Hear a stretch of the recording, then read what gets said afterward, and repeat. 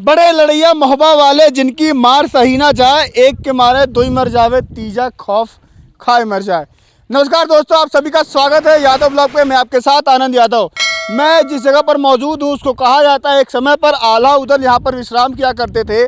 मामा माहिल का 1140 में बनवाया गया यह ऐतिहासिक किला है, लेकिन आज ये किला सरकार की नज़रअंदाजगी को लेकर के झेल रहा है और कहीं ना कहीं ये किला अपने आप में ढहने वाला है, गिरने वाला है, जमींदोज होने वाला है। इसी के बगल में ठीक देख सकते हैं खूबसूरत सा तालाब है, जिसके पीछे ऐतिहासिक कहानी ऐसी है। ऐसा बताया जाता है इतिहासों में कि यहाँ पर जो इस किले में रानियाँ रहती थी, यहाँ पर नहाती थी और इस किले का जो सौंदर्य था अपने आप में खूबसूरत, फैला हुआ विशाल एक तालाब हुआ करता था, जिसकी देख सकते हैं कि 1140 का तालाब अगर अभी भी इतना जमींदोज होने के बाद भी कुछ बचा हुआ है, फिर भी इतना खूबसूरत बचा हुआ है। तो सोचिए जब ये तालाब रहा होगा, जब इसकी देखरेख की जाती होगी, तब ये कितना खूबसूरत रहा होगा। अपने आप में ये किला ऐतिहासिक है। मैं बहुत दूर से आया हूँ और अगर आपको आना होगा इस किले में तो मैं आपको लोकेशन बता दूँ कि यहाँ पर एक स्टेशन है चरखारी स्टेशन से 8 से 9 किलोमीटर दूर यहाँ पर आएंगे। किसी से भी पूछेंगे कि मुझे किला पे जाना है, जो मामा माहिल का किला था आला उदल जहाँ पर विश्राम किया करते थे, उस किले पर जाने का रास्ता कोई भी आपको बता देगा। मैं आपको किले के अंदर भी ले जाऊंगा, किले के अंदर की जो भी ऐतिहासिक चीज़ें हैं वो सब कुछ बताऊंगा। इस तालाब के बारे में बताऊंगा, बैठक कहाँ होती है वो भी बताऊंगा। कहा जाता है कि यहाँ पर कहीं आस पास एक पहाड़ों में सुरंग है, सुरंग के बारे में बताऊंगा। एक मंदिर है यहाँ पर जहाँ कहते हैं कि आला उदल, एक तो मैयर वाली माता है, वहाँ पर उनकी कुलदेवी की पूजा करते थे आला, जहाँ पर आज भी कहा जाता है कि आज भी वहाँ पर फूल मिलते हैं, वहाँ पर पूजा किया हुआ पहले मिलता है। लेकिन एक और यहाँ पर मंदिर है, उसके बारे में आपको बताऊंगा कि वहाँ भी पूजा पाठ हुआ करता था। तो आइए मैं धीरे धीरे आपको लेके चलता हूँ और उस किले के बारे में जो भी अंदर की जो चीज़ें हैं सब कुछ आपको बताऊंगा।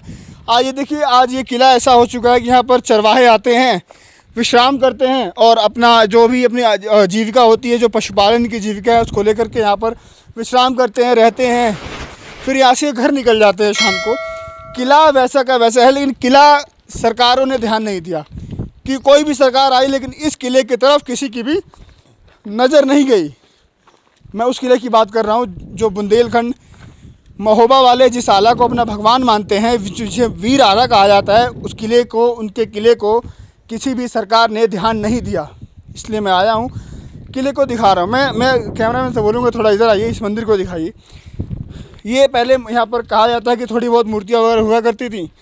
गाँव वालों ने थोड़ा इसका मरम्मत करवाया, आसपास के गेट वेट लगवा दिया है। कहा जाता कि यहाँ भी जो रहते थे किले में आके, यहाँ भी पूजा पाठ जो भी होना था, एक आस्था थी, वो करते थे।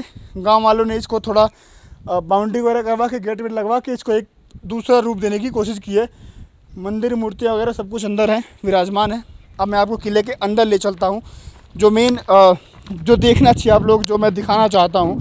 देखिए पुरानी सीढ़ियाँ बनी हुई है यहाँ पर, किस तरह से नीचे नाले वगैरह का, देखिए नाला है, पूरा पानी कैसे तालाब में जाता होगा, सब कुछ का ध्यान रखा गया है।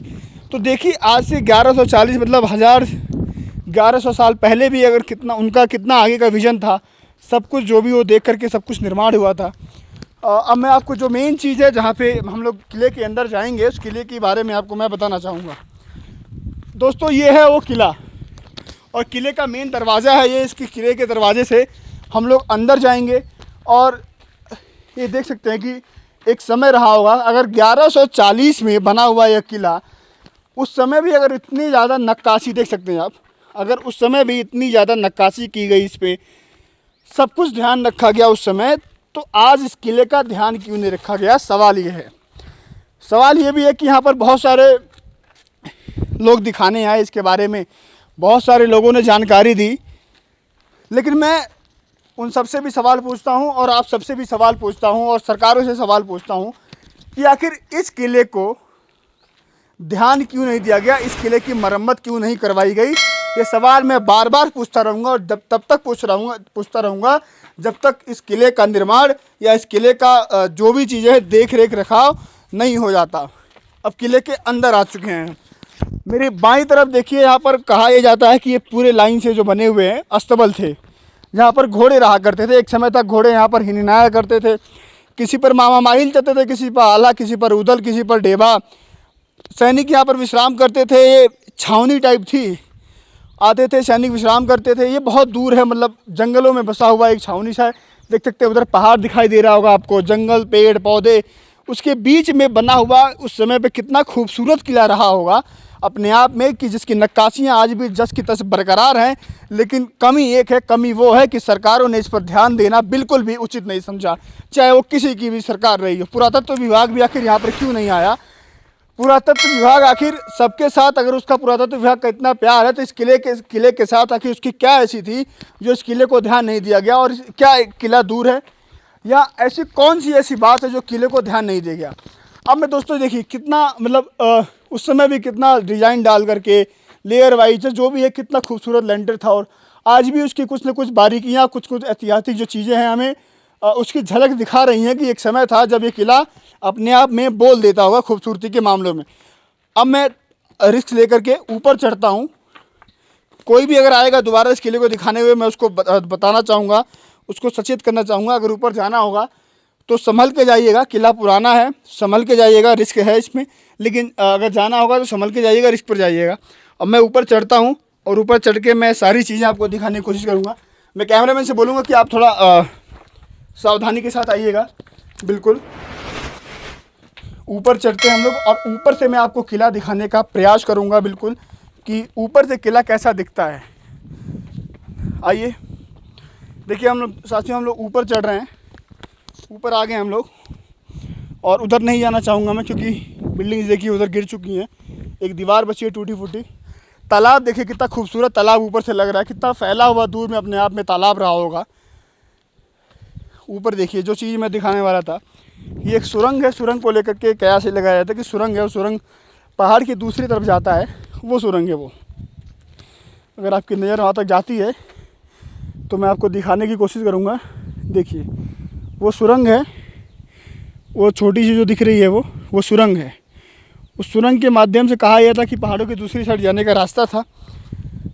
कितनी सच्चाई है वो तो वहाँ पर नहीं जा सकता हूँ मैं, क्योंकि वहाँ पर जाना बहुत रिस्क है, और मैं किसी को जाने की बताऊँगा मेरी परमिशन तो मैं दे नहीं सकता। मतलब किसी को जाने की मैं मना ही करूँगा कि वहाँ पर मत जाइएगा, थोड़ा वहाँ पे ख़तरा है।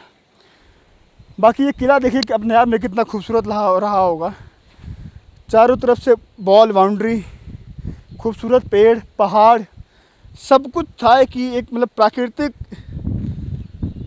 परिवेश में कैसे जीवन जिया जाता है, उसमें रहने का पूरा सब व्यवस्थाएँ थी। लेकिन कमी एक, सरकारों द्वारा इस किले को ध्यान नहीं देना। खूबसूरत तालाब है। इसके बाद मैं नीचे भी चलूँगा। देखिए उस समय कितना खूबसूरत डिज़ाइन डाल करके वहाँ पर दरख्ते, दरवाजे, वहाँ पर फिर वो दीवालों में कुछ रखने का सामान या जो भी है सब कुछ कितना प्यारा बनवाया गया था। लेकिन आज सरकारों की उदासीनता का शिकार होता हुआ यह मामा माहिल का किला, मामा माहिल के भांजे अलाउद्दीन का किला सरकारों की उदासीनता का घोर शिकार हुआ है, मैं तो यही कहूँगा। और बिल्कुल भी ध्यान नहीं दिया गया है। चारों तरफ देखिए वहाँ पर बाउंड्री वॉल हुआ करती थी, वो बिल्कुल गिर चुकी है। अब हम नीचे जाएंगे, नीचे जा कर के वो चीज़ दिखाएंगे जहाँ पर आला और उदल अपनी दरबार लगाया करते थे। दरबार में वो आते थे, बैठते थे, लोगों की आसपास की जो भी चीज़ें होती थी, जो सुनवाई करनी होती थी, लोगों के सुख दुख सुनते थे। कोई युद्ध होता था या कुछ जो भी चीज़ें अगर होती थी, कोई रणनीति पे चर्चा होती तो वहीं चर्चा होती थी। वो भी दिखाऊंगा कि कहाँ पर उनका दरबार लगता था। और फिर वही बोलूँगा, बार बार मेरे मुख से यही निकल रहा कि सरकारों की उदासीनता का शिकार हुआ यह किला आखिर कब भारतीय पुरातत्व विभाग के नज़र में आएगा और इसका भी कुछ काम किया जाएगा। आप आते रहिए, दिखाते रहिएगा। अब हम लोग नीचे उतर रहे हैं हम लोग, और नीचे उतर के वहाँ जाएंगे जहाँ पर बैठकें हुआ करती थी। देखिए दरवाजे, जो दीवारें हैं उनमें दरारें आ चुकी हैं। देखिए अपने आप में ये रोता हुआ किला कहीं ना कहीं चीख करके बयां कर रहा है कि मेरे पुनर्निर्माण की या मेरे देख रेख की बहुत ज़रूरत है। लेकिन सरकार, पुरातत्व विभाग अपनी उदासीनता जस का तस बरकरार किए हुए है। मैं किले के इस पार से उस पार जाना चाहता हूँ। देखिए अपने आप में कितना खूबसूरत रहा होगा। सवाल एक और पैदा होता है कि आखिर जब आप जाएंगे, कभी राजस्थान जाएंगे या दिल्ली जाएंगे, वहाँ के जो किले हैं, जो राजपूताना किले हैं या वह भी जो भी मुग़लों के किले हैं, उनकी इतनी देखरेख और इतना टिकट लेकर के दर्शकों का आना जाना, सैलानियों का आना जाना आज भी लगा रहता है। लेकिन आखिर इस किले के साथ ऐसा कि इस किले में क्या है, इस किले में ऐसा क्या है कि जहाँ पर पर्यटक नहीं आना चाहते, या सरकार को लगता है, पुरातत्व विभाग को लगता है कि यहाँ पर अगर कुछ हम इन्वेस्ट करेंगे, इसका मरम्मत कराएंगे तो हमारा घाटा होगा, कुछ ऐसा होगा। आइए मैं आपको दिखाता हूँ। ये पूरा इस समय हुआ करता था जब, देखिए अभी भी ये पत्थरों से पूरा बनाया गया है, एक रोकने का पूरा तालाब हुआ करता था, ये भरा भरा पूरा। आज भी इससे कुछ अवशेष बचे हुए हैं। तालाब में कमल का फूल खिलता हुआ दिखाई दे रहा है आपको कीचड़ में। कीचड़ ही कहूँगा क्योंकि तालाब तो साइड में बचा हुआ था, कीचड़ ही बचा है। और यहाँ पर आते हैं गांव वाले, पूरे दिन रुकते हैं, ठहरते हैं, अपना पशु वगैरह जो भी होता है उनको, पशुओं के लिए आते हैं, पशुधन के लिए। आइए थोड़ा मैं ढूंढने की कोशिश कर रहा हूँ कि जो दरबार लगता था, उस दरबार में जाने का रास्ता कहाँ से है। रास्ता मैं शायद भूल रहा हूँ, रास्ते में जाने की मैं कोशिश करूँगा, अगर रास्ता मिलता है तो। कहा यह भी जाता है कि जो मैहर की माई है, मैहर की देवी है, वहाँ पर आज भी आला आते हैं, पूजा करते हैं। आज भी आला जिंदा है क्योंकि आला को अमृत का वरदान मिला हुआ था। दोस्तों एक चीज़ और बता दूं मैं, पृथ्वीराज चौहान जो दिल्ली सल्तनत के बहुत महान राजा हुआ करते थे, उनसे और चंदेलों के जो सैनिक थे 52 बार लड़ाइयाँ हुई थी। उन 52 बार के युद्धों में हर बार पृथ्वीराज चौहान को शिकस्त खानी पड़ी थी, हार का मुंह देखना पड़ा था। जो आखिरी युद्ध हुआ था जिसमें उदल मारे गए थे, उदल के मरने के बाद आला ऐसे विचलित हुए भाई के गम में कि उन्होंने फिर ऐसा आतंक मचाया कि विपक्ष की जो सेनाएं थी, जो दुश्मनों की सेनाएं थी, उनको नस्ता नाबूद कर दिया। उसके बाद एक समय ऐसा आया कि जब पृथ्वीराज चौहान और आला उदल दोनों आमने सामने थे, और आला के हाथ में तलवार थी और पृथ्वीराज चौहान का सर अगर चाहते तो अलग कर देते। लेकिन उसी समय कहा जाता है कि गुरु गोरक्षनाथ आए, प्रकट हुए, और उन्होंने फिर आला से अभय दान देने के लिए कहा। तो आला ने उस समय पृथ्वीराज चौहान को अभय दान दिया था, जीवन दान कह सकते हैं उसको। और फिर उसी समय गोरखनाथ जी के कहने पर आला ने नाथ संप्रदाय धारण किया था, और जो उनकी तलवार थी, तलवार की जो नोक होती है उसको टेढ़ी करके माता मैया, जो मैया हैं वहाँ पे माई हैं, वहीं आसपास मंदिर में कहा जाता है, आसपास कहीं अपनी तलवार रख दी थी, मतलब उन्होंने युद्ध न लड़ने की कसम खाई थी। तो ये भी कहानी आप पढ़िएगा कि किस तरह से पृथ्वीराज चौहान को, देखिए उधर जाने के लिए रास्ता है क्या, कोशिश करें हम लोग।